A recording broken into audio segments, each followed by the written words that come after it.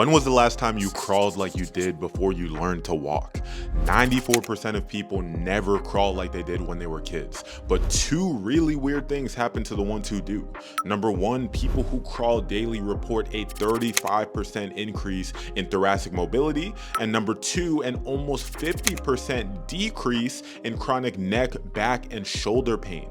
So in today's video, I'm going to explain the exact daily crawling routine that you need to reverse decades of pain, stop aging, and regain your mobility so you can move like you did when you were 18. Then I'll explain exactly why most people think about mobility and training completely wrong. In fact, most PTs have no idea how to actually fix pain. You see, crawling has a very unique property in its pain reversal. Let me explain. Crawling instantly switches your body back into the same cross-body movement pattern that you used as a kid, the pattern that your nervous system was literally built on. That means your left shoulder and your right hip start sinking again. Your spine rotates the way it's supposed to. Your core stabilizes without you needing to think about it. And your body finally learns how to transfer load without collapsing.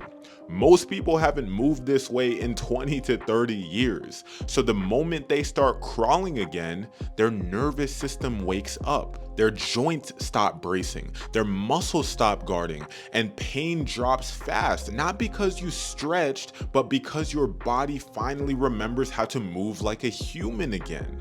By the way, this daily crawling routine is just one of dozens of frameworks I use with my clients to roll back the wear and tear and get them moving like they did in their prime without pain. So if you want to see exactly how that would look for your body, hit the link below and see if you qualify. Now, before I explain how this daily crawling routine works, let me explain why it works. It all boils down to two reasons. The first is pain reduction. The truth is that 99% of people don't actually have a bad back or tight hips. They just can't move right. Crawling fixes that instantly because it forces your left shoulder and your right hip to sync the way that your body was designed to operate. And when that crossbody system fires properly again, research shows a 30 to 50% drop in chronic pain in just a few weeks. Not because you stretched, not because you foam rolled, but because you finally taught your body how to transfer load without collapsing. When that diagonal shoulder to hip line shuts down, your joints stop sharing force. So instead of smooth load transfer, your spine starts compensating. Your hips stiffen, your shoulders get jammed up, and your low back just has to take over every movement. Crawling restores the original operating system that your body was built on. It is the closest thing that adults have to a full body movement reset. The second truth is that you can't outstretch your issues. Most tightness isn't a flexibility problem, it's a protection problem. Your nervous system tightens muscles to guard unstable joints. So you could stretch for hours and nothing changes because the underlying instability is still there. Crawling fixes this by rebuilding stability from the inside out. It gives your nervous system the safety it needs to unlock tension automatically. All right, now that you get why crawling works, let's actually get your body doing it the right way.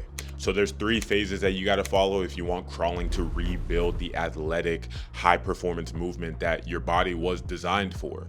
If you miss one, then you're just not going to get the results. But when you follow them in order, your nervous system lights up in ways you've never felt before. So we start with phase one because when most people crawl, they skip the part that actually fixes their body: awareness. Because if your nervous system just can't feel your spine or your ribs, your hips, or your breathing, then there is zero chance that you're going to crawl in a way that restores athletic movement. So to build that awareness, you're going to first get on all fours. You're going to have your knees hovering about an inch off the ground. Keep your spine long, your ribs down, like you're gently exhaling into your waistband.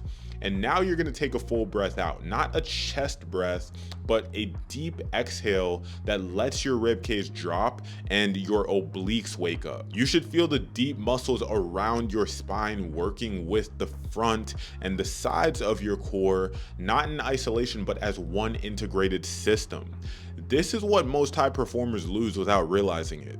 It's basically the ability to stabilize their spine from the inside out. Now we're gonna layer in opposite arm and leg lifts. You're gonna go slow and controlled without shifting side to side, just pure stability. And if you shake, that's great. That means your nervous system is recalibrating, finding muscles that it just hasn't used properly in years. When you do this right, within a couple sessions, you're gonna feel your spine decompress, your hip flexors finally calm down, and your breath drop lower into your body.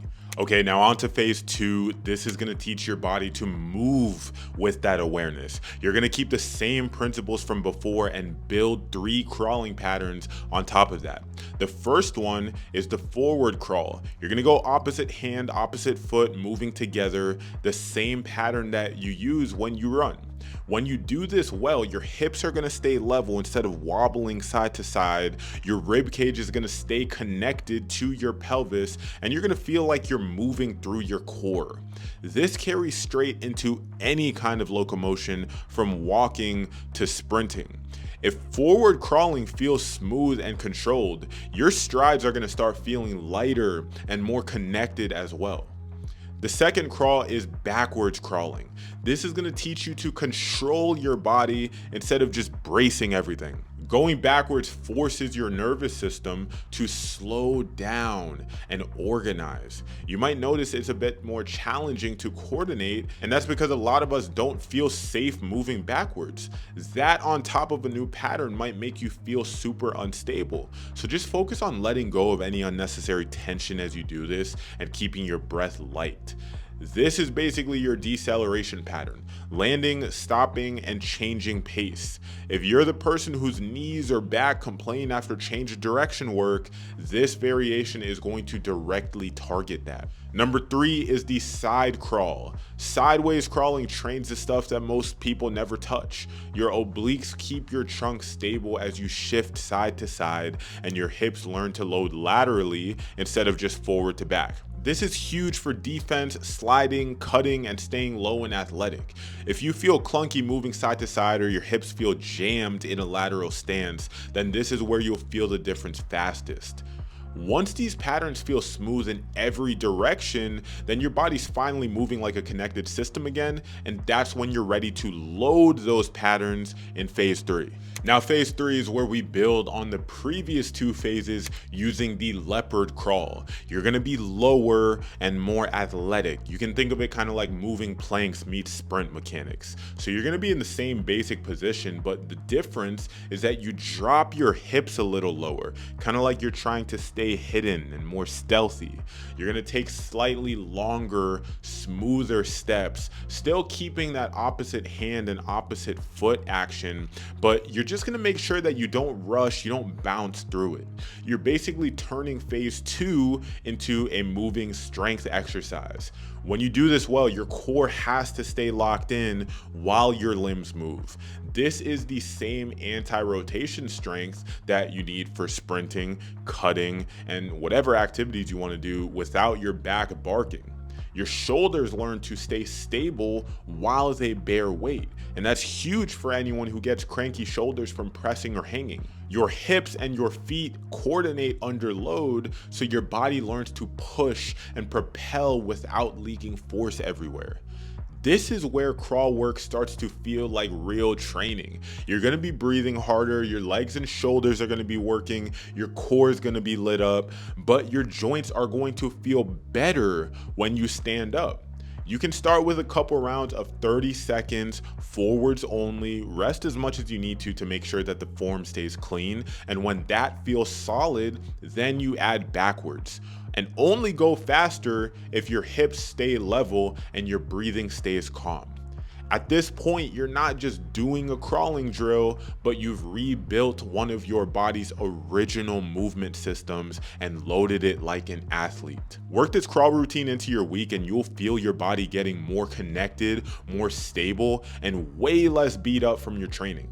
And if you're a former athlete turned driven professional and you want this wired into a full plan instead of guessing, that's exactly what I do with my clients in my personalized one-to-one coaching inside my Performance Concierge. Just hit the link in the description, book a diagnostic call, and we'll map out a 90-day plan to get you back to moving and feeling like the athlete that you still are, even with everything that you've got on your plate. See you on the other side.